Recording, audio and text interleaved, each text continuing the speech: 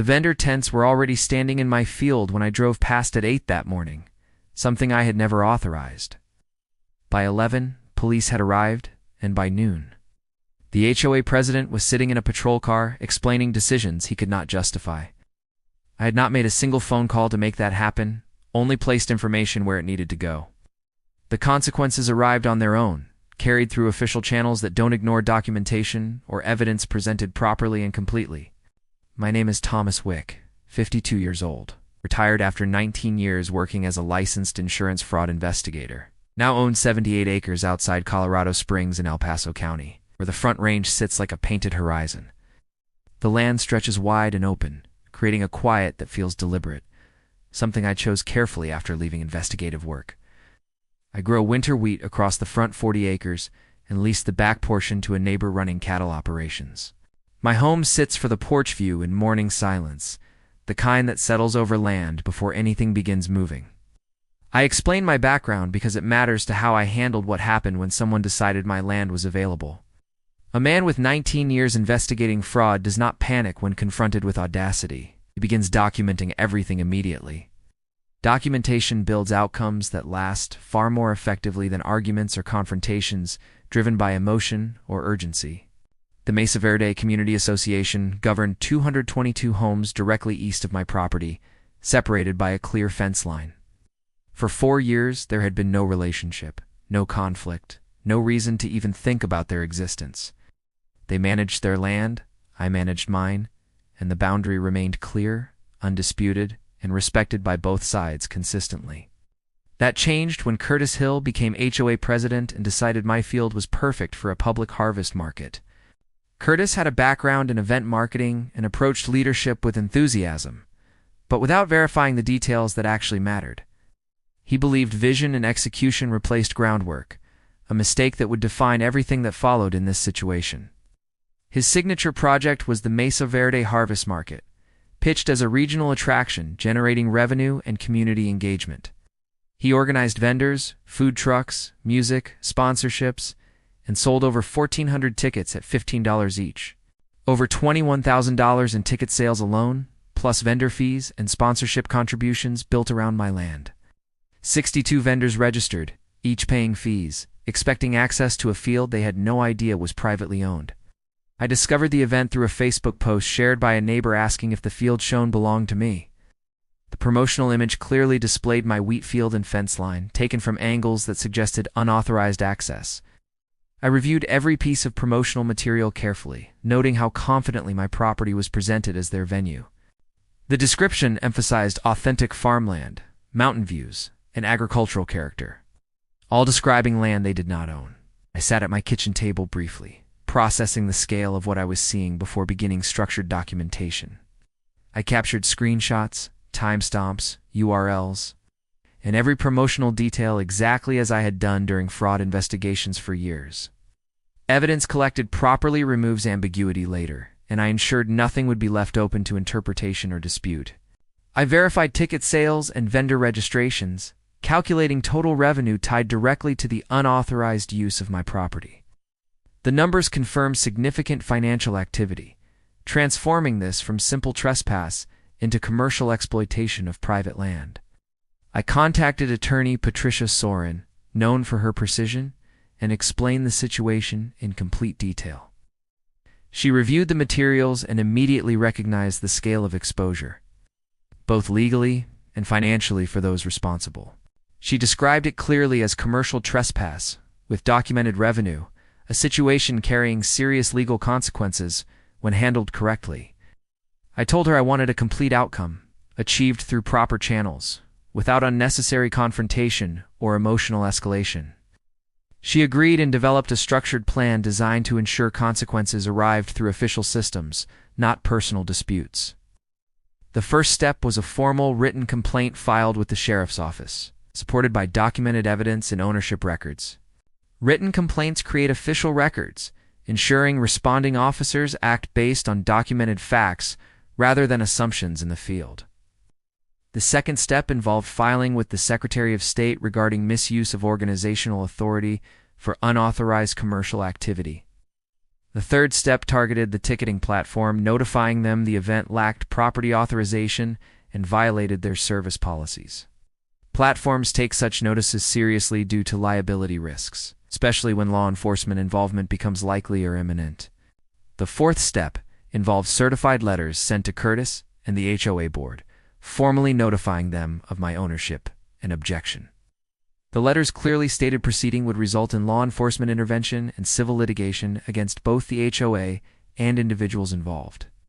Everything was sent Thursday, leaving Friday as the final opportunity for them to correct the situation before consequences unfolded. Curtis called Friday morning, attempting to resolve things informally, relying on confidence rather than acknowledging the legal reality. He suggested working something out, emphasizing community, investment, and timing, expecting flexibility where none existed. I told him clearly the event would not happen on my land, and enforcement actions were already in motion. He attempted multiple angles, seeking any path forward, but each time the answer remained unchanged and final. The conversation ended with no agreement, only confirmation that he understood exactly what would happen if he proceeded. He chose to proceed anyway, instructing setup to continue despite formal notice, documented objection, and pending enforcement action.